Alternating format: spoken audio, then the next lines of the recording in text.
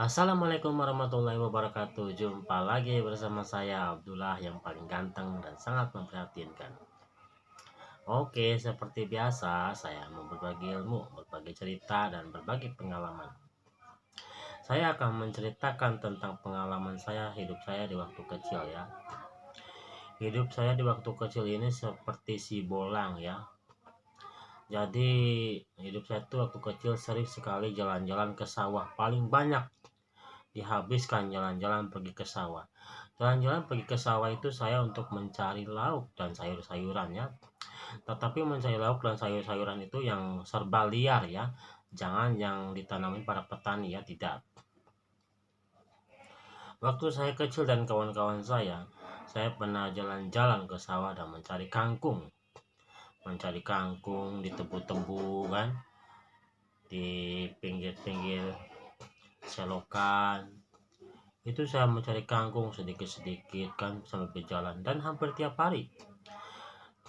Dan juga saya juga mencari belut di sawah pada satu dulu kan.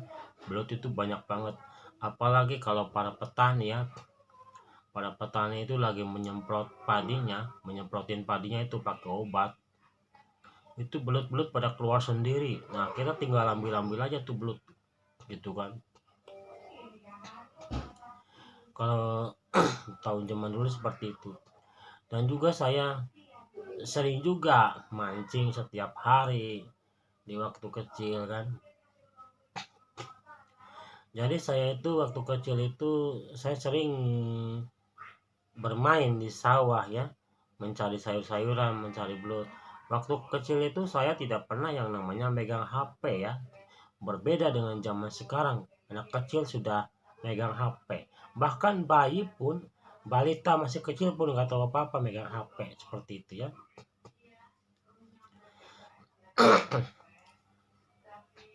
Jadi setiap hari kesehari-harian saya itu waktu kecil itu sering mancing ya.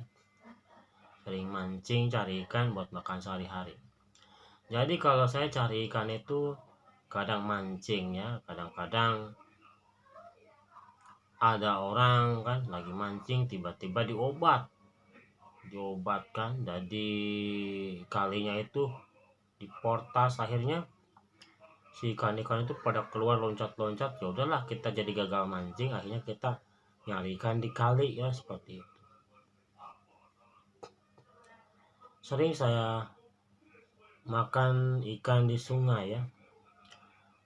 Akan tetapi pada saat saya makan ikan di sungai ya, di kali, itu ikan itu kemungkinan makan kotoran manusia ya di kali ya.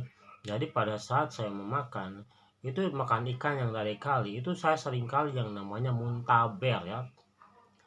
Waktu kecil tuh saya sering kali makan ikan di sungai yang makan ikan kotoran. Jadi ketika saya makan nih, ini sekarang saya makan ikan yang dari sungai.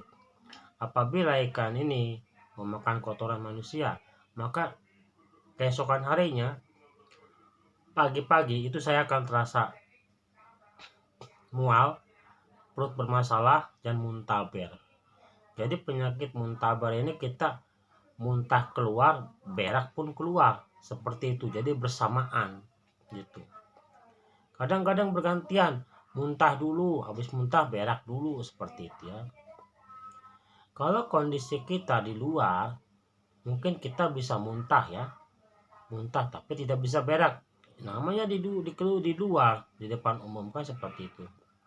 Akan tetapi kalau misalnya kita di dalam WC, kita bisa muntah dan kita bisa berak bersamaan ya, karena kita di dalam WC seperti itu.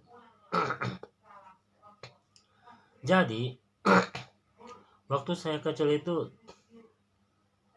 sudah tahu ya, saya setiap hari itu makan ikan dari sungai dan kena muntaber. Begitu muntaber saya sembuh, saya cari ikan lagi ke kali.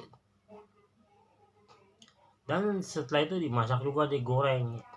Bahkan juga saya sering dimarahin orang tua, nyari ikan terus kan akhirnya.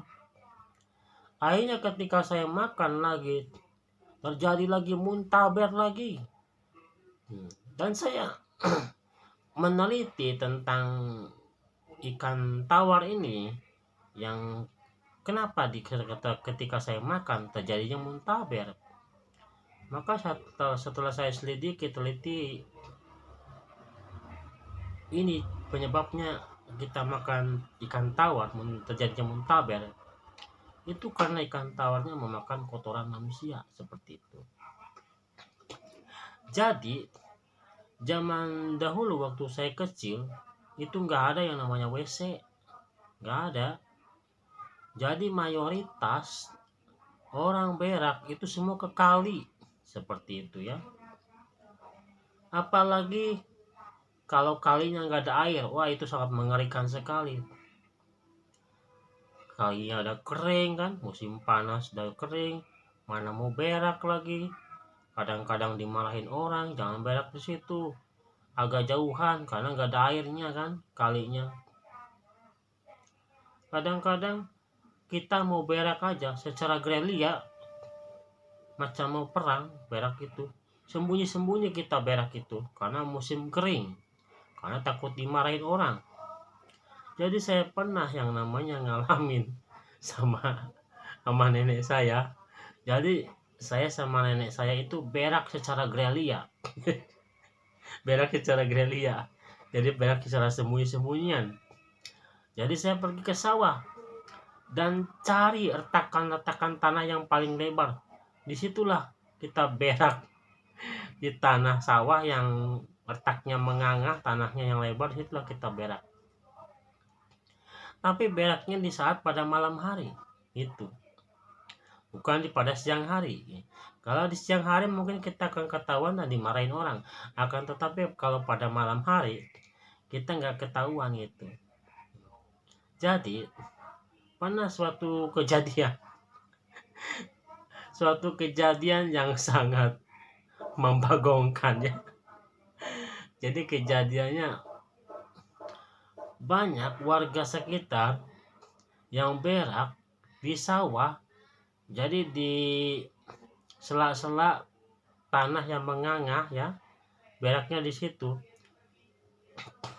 Ketika musim hujan terjadi, itu si tanah yang menganga itu kan akan kembali rapat ya, kan, karena udah basah kena air ya.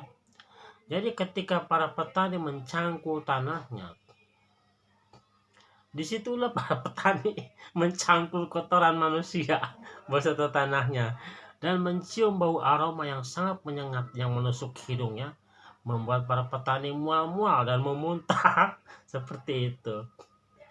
Saya masih ingat saya waktu kecil itu. Ini kisah kecil saya, cerita saya.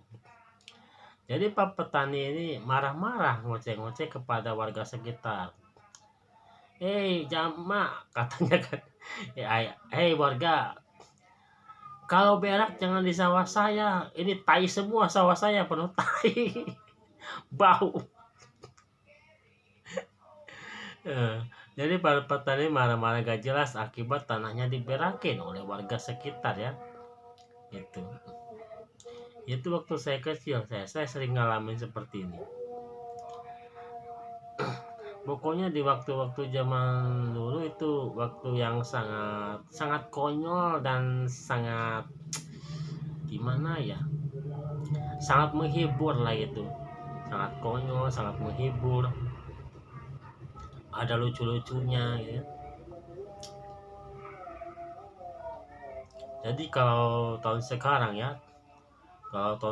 itu anak-anak paling sering dihabiskan untuk bermain HP dibandingkan di zaman dulu yang sering main ke sawah ya. Karena di HP ini banyak permainan game di Play Store ya. Jadi anak-anak itu main di HP, kadang lihat video di TikTok atau snack video atau YouTube ya, seperti itu, atau Facebook. Paling sering anak main HP ya gitu.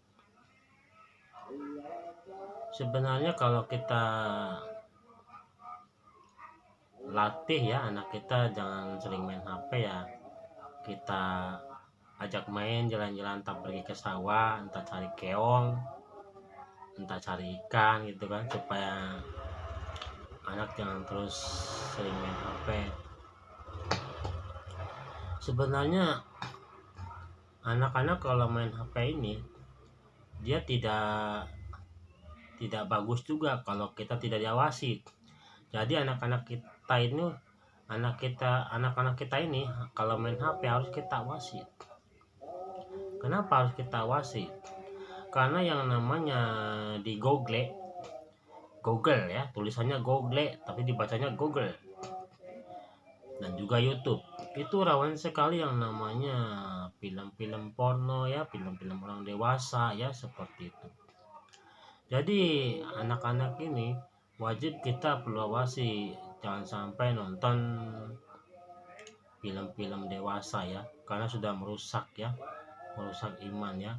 Bahkan di zaman sekarang ini masih kecil aja, umur 12-13 tahunan aja udah pacar-pacaran gak jelas ya, seperti itu. Padahal resikonya yang namanya pacaran itu resikonya bisa hamil di luar nikah, seperti itu resikonya ya. Yang namanya juga anak-anak, yang penting mikir enaknya aja, gak ada dia kepikiran resiko pahitnya ya. Setelah dia punya anak gimana, nikah mau cari kerja gimana buat makan sehari-hari. Namanya anak-anak gak ada kepikiran ke situ, yang pahit-pahit itu gak ada. Makanya kita sebagai orang tua itu harus mengawasi anak-anak kita pada saat bermain HP ya, seperti itu. Cek HP anak-anak kita, lihat video fotonya, ada gak orang-orang dewasa yang menampilkan ketelanjangan atau film-film porno seperti itu ya.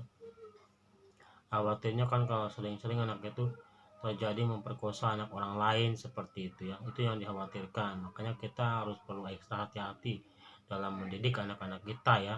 Jangan sampai terjerumus ke situ.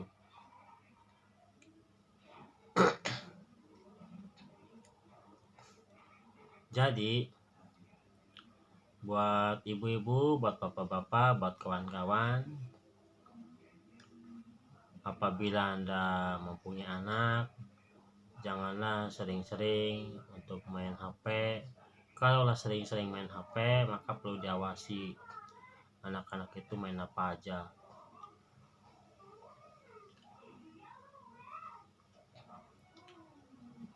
Oke, ini saja yang saya dapat sampaikan, mudah-mudahan ada manfaatnya. Sekian dan terima kasih. Assalamualaikum warahmatullahi wabarakatuh.